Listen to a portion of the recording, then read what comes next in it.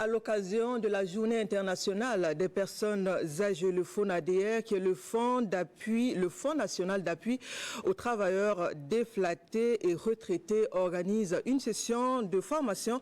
La formation est à l'endroit des retraités et vise à offrir ou renforcer les compétences des bénéficiaires dans les domaines de l'agriculture et de l'élevage.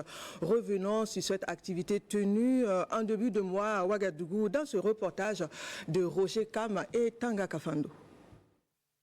Ils ont consacré une bonne partie de leur vie à bâtir le pays et aujourd'hui, c'est au tour de la société de les accompagner dans leur nouvelle vie, la retraite.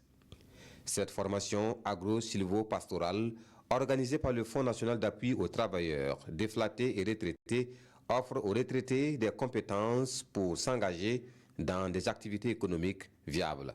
À travers des ateliers pratiques sur l'agriculture, la gestion forestière et l'élevage, les participants se forment pour une autonomie durable. Je pense que souvent, aller à la retraite, c'est aller mourir. Alors que naturellement, comme le dit plusieurs chercheurs l'ont aussi bien mentionné, aller à la retraite, c'est une nouvelle vie qui se donne en même temps. On va à la retraite pour naturellement voir dans quelle mesure on peut mieux s'occuper.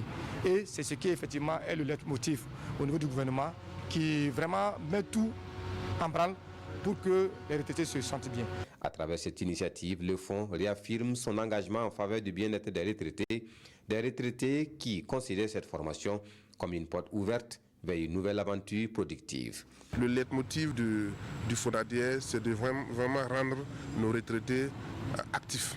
Voilà, parce que nous savons bien que à la retraite, au-delà de 60 ans, c'est essentiellement que l'homme devient beaucoup plus productif et ça a été démontré par les recherches scientifiques. Durant 3 jours, les retraités seront formés en élevage et en agriculture et les modules sont essentiellement l'alimentation des animaux, l'hygiène et la santé des animaux, l'habitat des animaux, la pisciculture, l'agriculture à l'aide du changement climatique et la maraîchère-culture. Cette initiative du Fonds national d'appui entre dans le cadre de la Journée mondiale des retraités.